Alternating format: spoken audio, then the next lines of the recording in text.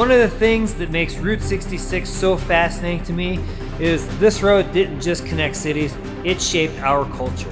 This is the side of Route 66 most people don't talk about. For every restored neon motel, there are dozens of places like this. One of the most fascinating pieces of Glen Rio's history was the post office. It became part of Glen Rio's survival strategy. This is the spot where every Route 66 traveler wants to stop, the exact midway point between Chicago and Santa Monica, and what could make it any better than a classic car show?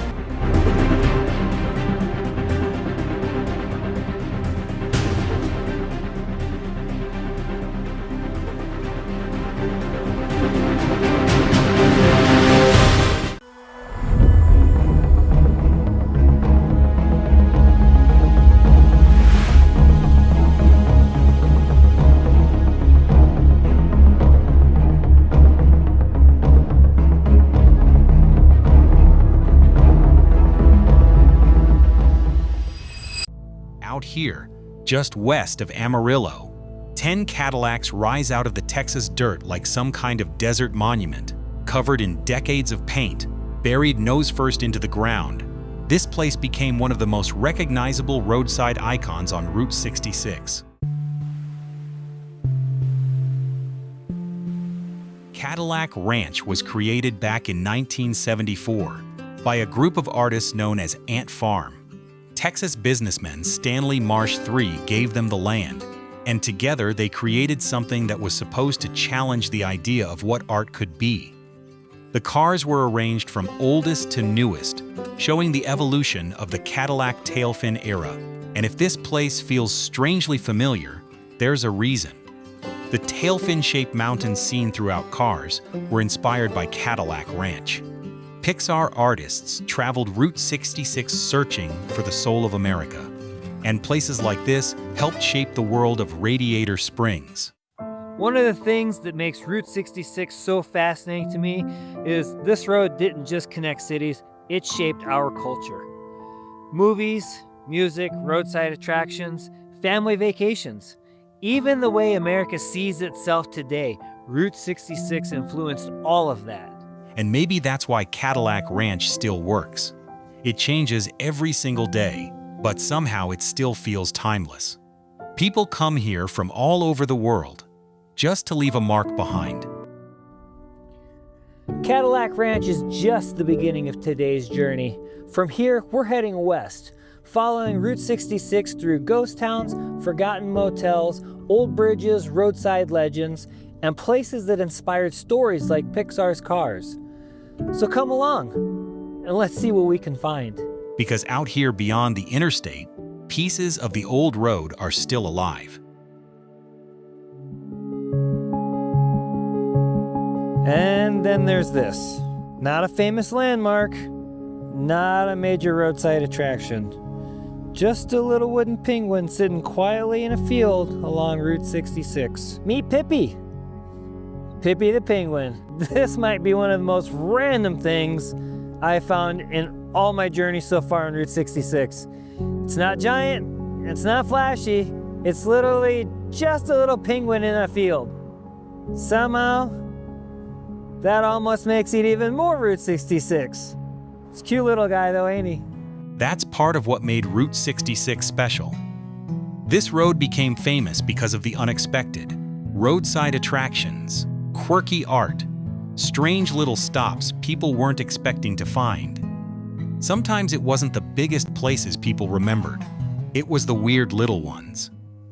You know, somebody driving by one day saw this and immediately said, "We gotta stop and take a look at that." That's exactly the kind of energy Route 66 was built on. Quirky stops, roadside attractions, and neon lights. And we're going to see more. Come along. And that's the fun of being on Route 66. You never really know what's waiting around the next bend. Sometimes history, inspiration for movies, abandoned ruins. Sometimes it's just a tiny penguin in a field. Whoever thought of that though, I'd really like to know the history behind it, understand why it's there, Who put it there? The reason behind it being there? I'm gonna have to do a little bit more research on this one to figure out what Pippi the Penguin is doing in a field on the west side of Amarillo. If you know Pippi's story, let me know down in the comments, because I'd really love to know why there's a penguin sitting in a field. Another thing I see is a bunch of little cows. Like, there's cow statues over here on the other side of the road, and I see horse statues all over Amarillo. So some sort of art installation with the horses and the cows. I really want to dig into and understand the history behind that as well. Now, off to our next destination. Let's go.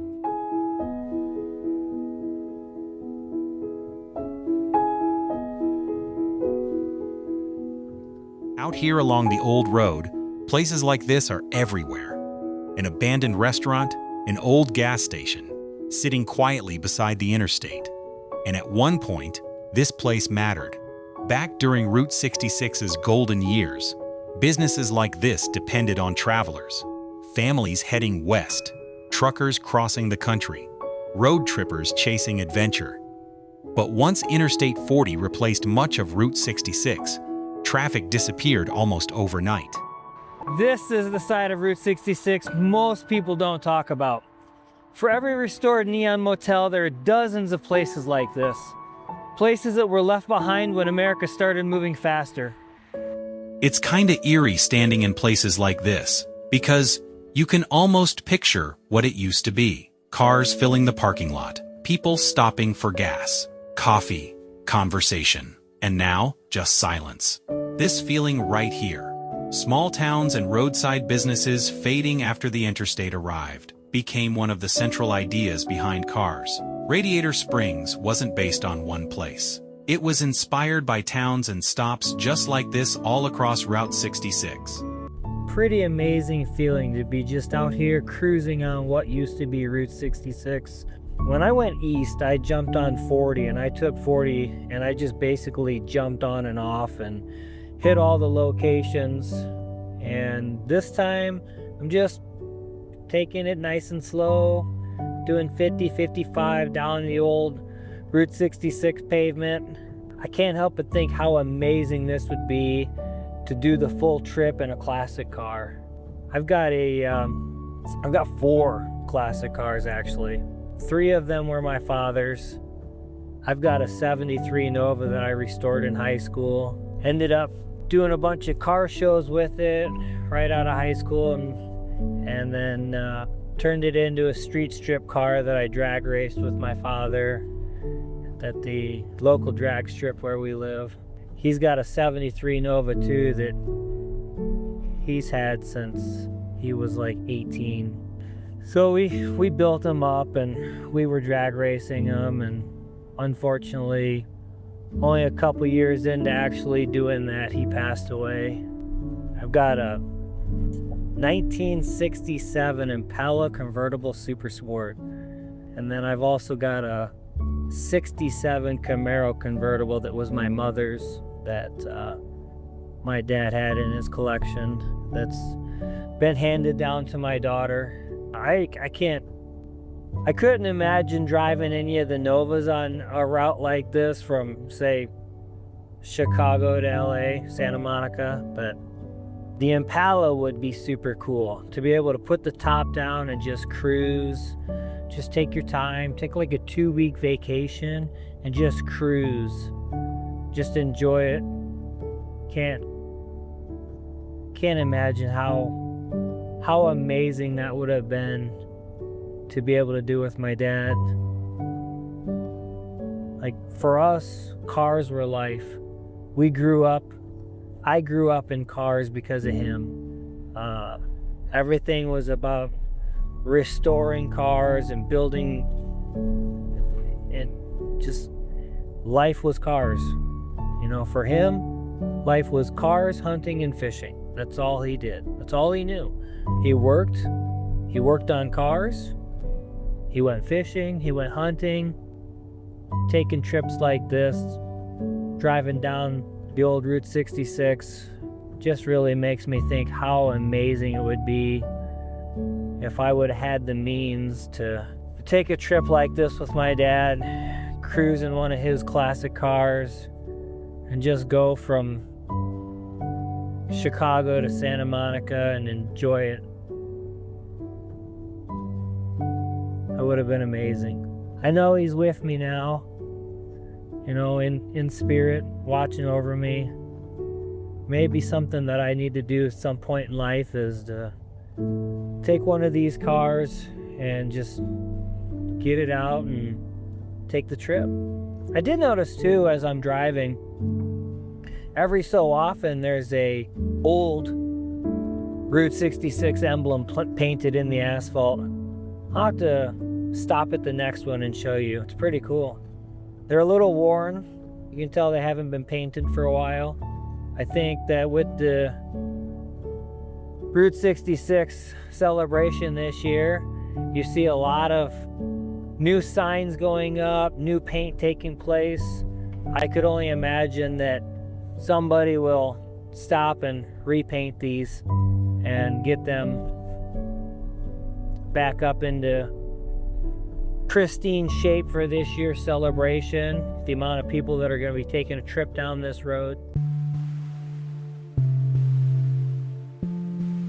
Not every Route 66 town disappeared. Some places, like Vega, found a way to survive. And driving into towns like this feels like stepping into a piece of living Americana. Founded back in 1903, Vega grew alongside the railroad before eventually becoming part of Route 66. And once the mother road arrived, everything changed. Gas stations, cafes, motels, and roadside businesses began serving travelers heading west toward California.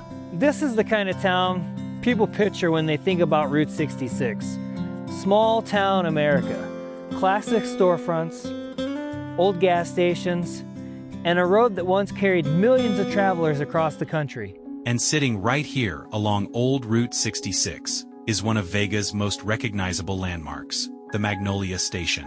Built back in 1924, this old gas station became part of the heartbeat of the Mother Road during Route 66's golden years.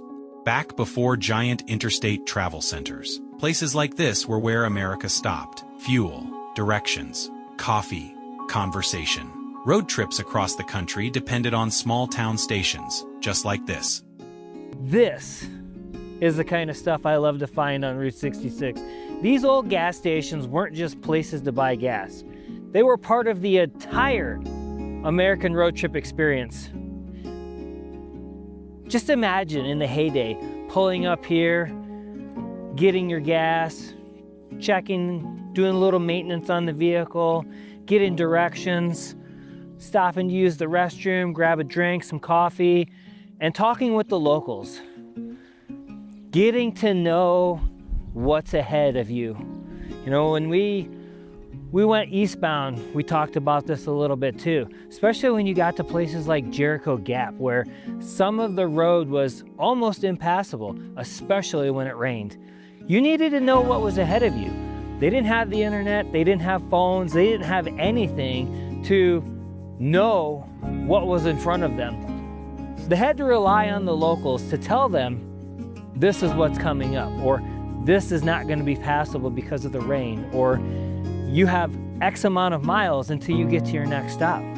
You had to plan your route accordingly through maps and communication. There was definitely a huge usage of getting to know people, talking to people, and just building relationships on the route to wherever you were going.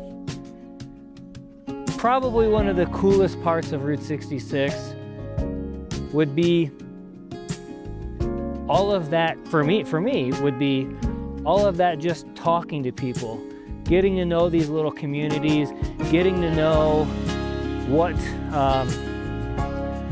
was out in front of me, the road ahead. I did not plan this trip whatsoever. I'm doing this on a whim. I looked up some information prior just to know things that coincided with the movie Cars, but for the most part, I'm just cruising along the road, and whatever we find, we find. I knew about Magnolia Station only because I've already stopped here before because of another video with the Quanah Parker arrows that are situated. Right behind this building is one of those Quanah Parker arrows. Not going to go into that today. If you want to check that out, I've got another video about that. But just this time I'm staying on Route 66. I'm not going to get on 40 if I don't have to. And we're just going to experience it together. We're going to find these hidden treasures, these abandoned locations, and see what's out there. Let's carry on, shall we? Route 66 helped create the version of Americana people still romanticize today. The diners, motels, neon, old gas stations, the freedom of the open road. It all grew from towns and places exactly like this. And maybe that's why places like Vega still matter, because they remind us what travel used to feel like before everything became about getting somewhere fast. And somewhere farther west, more stories are still waiting along the old road.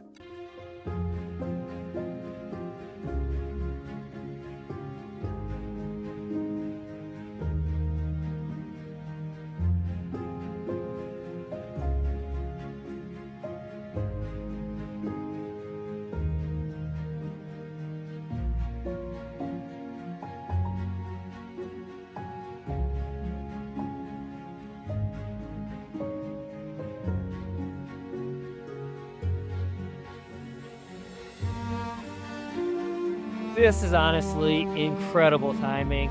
I had no idea there was a car show here today. You've got classic cars lining up all along historic Route 66. People from all over gathering at Midpoint. It really shows the passion for Route 66 and all of the events that are starting to kick off, like I was saying earlier. Huge celebration this year, and there's going to be a lot of events all over the place. I just happened to stumble upon this one in Adrian, and this is amazing. So let's check into this further because I had no idea this was going on.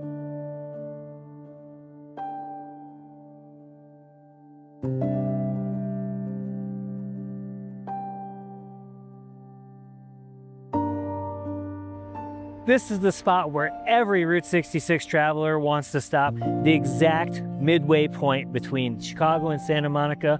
And what could make it any better than a classic car show? This is incredible.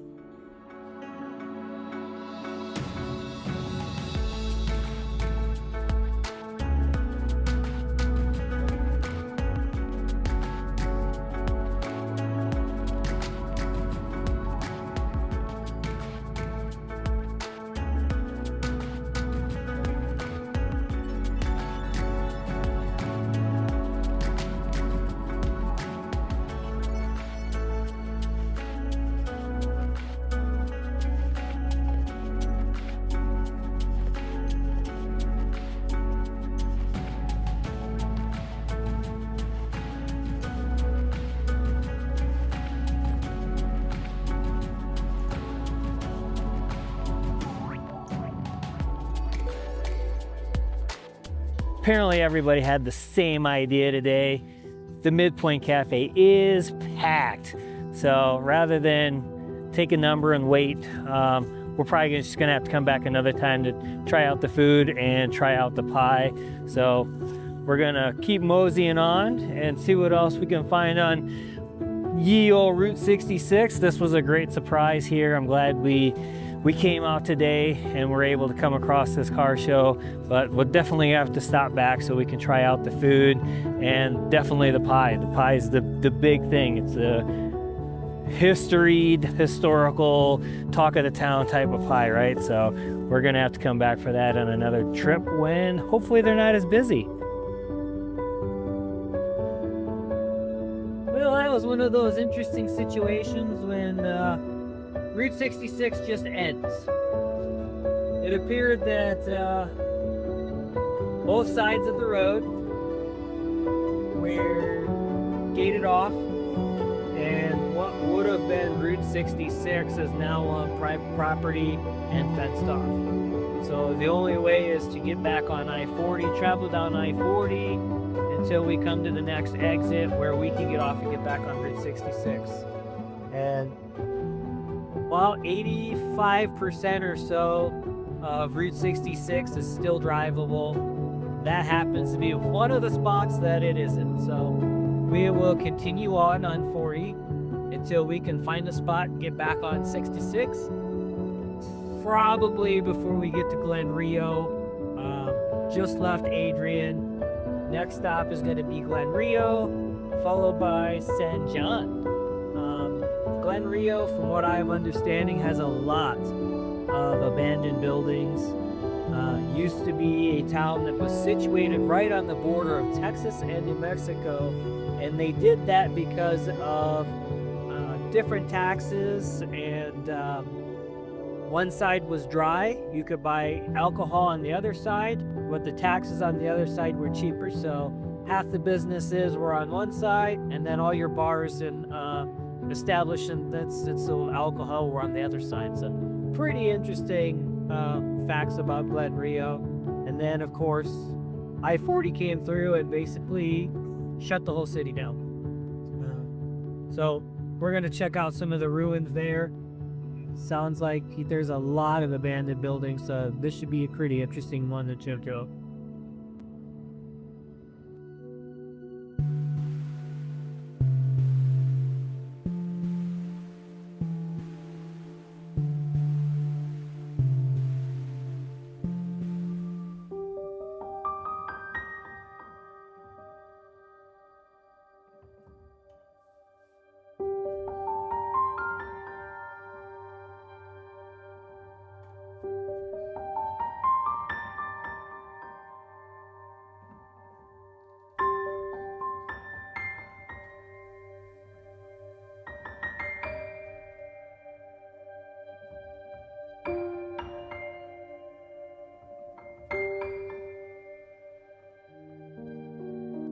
Honestly, it's kind of wild standing here because this place was once filled with diners, motels, gas stations, all packed with Route 66 travelers.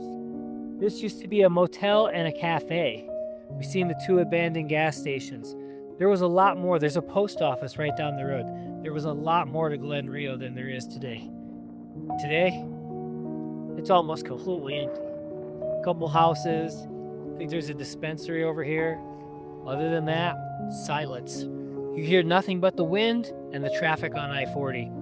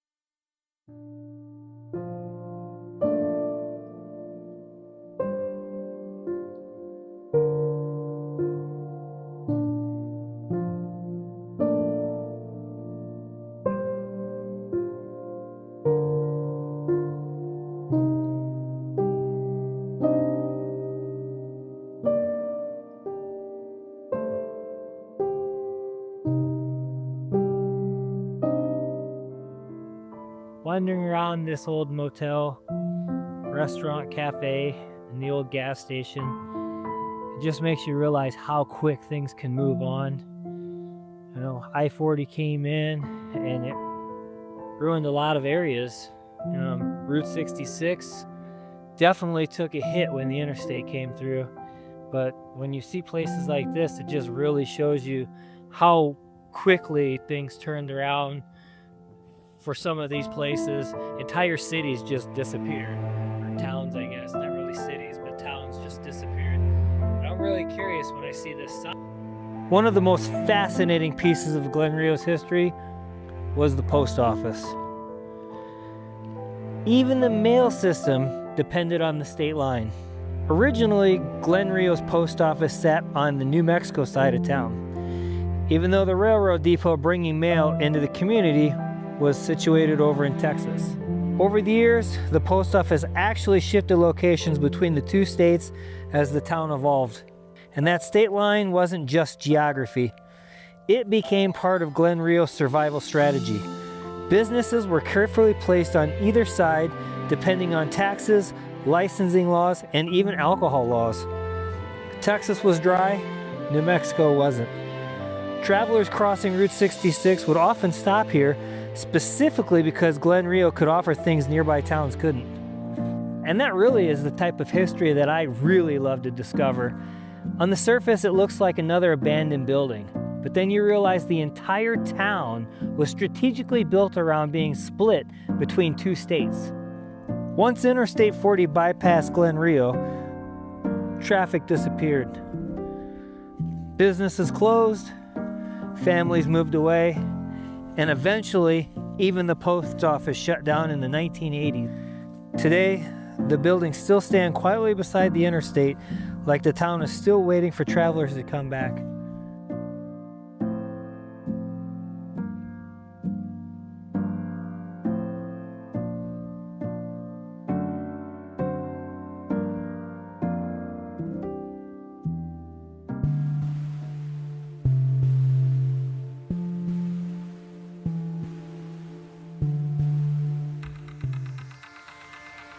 Out here on old Route 66, even the smallest places have stories.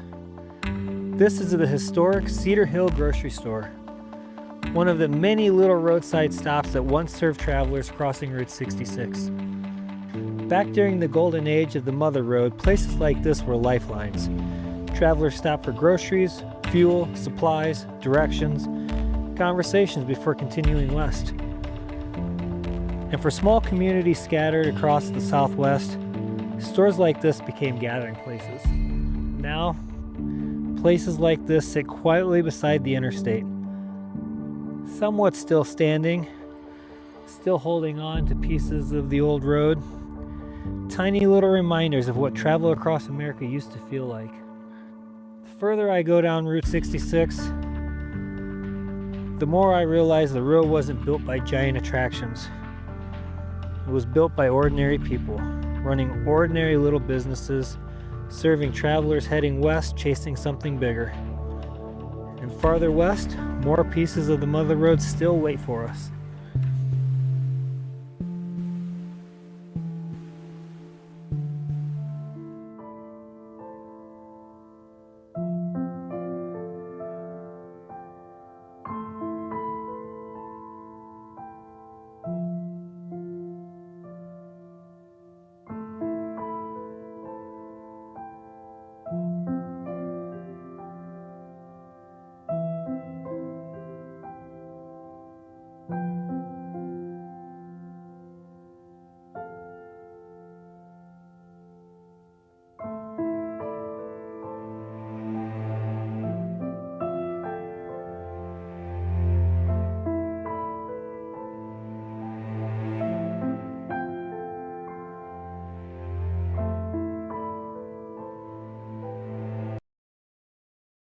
Something that I've really noticed on this trip, Route 66 is beautiful, but it's also very fragile.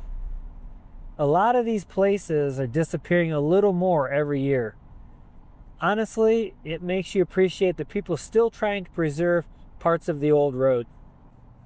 As I drive through Tucumcari, I realize it's time to start heading back to Amarillo. I don't want to make this a super late trip like I did last time. I would like to stick around and get photos of the Blue Swallow Motel at night, all lit up. I just don't really have it in me this time to stay up that late and make the drive back, so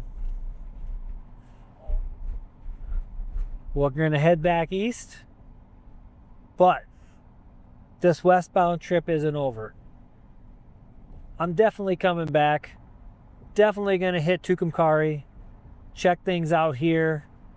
Just drove through the strip, and I want to come back and check out more. It's a little late, and most of the little shops are closed. So we'll try again, and maybe we'll start in Tucumcari and work our way further west, where I can get up, get here early in the morning, start out, and then continue west, see how far we can get. definitely need to look some things up and see what information I can come up with to plan the trip a little bit better. This was kind of impromptu. I knew I was going to do it. I just didn't have the time to do much on the side of looking things up and researching things. I did order a Route 66 guidebook that showed up today. So I'm going to grab that. I'm going to dig through that. And maybe we'll just focus on doing a location per video. What do you think of that? Let me know.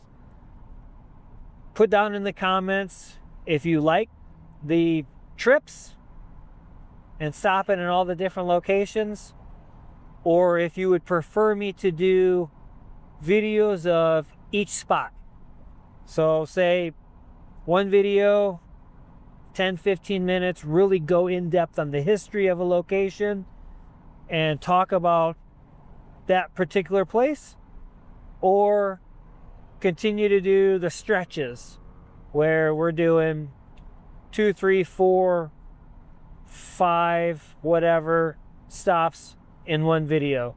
See how far we can get in a day and then just put it all in one video. You tell me, let me know. I'm definitely fascinated by Tucumcari. There's a lot here. There's a lot of old, a lot of new, there's restored, and there's abandoned, all on the same strip.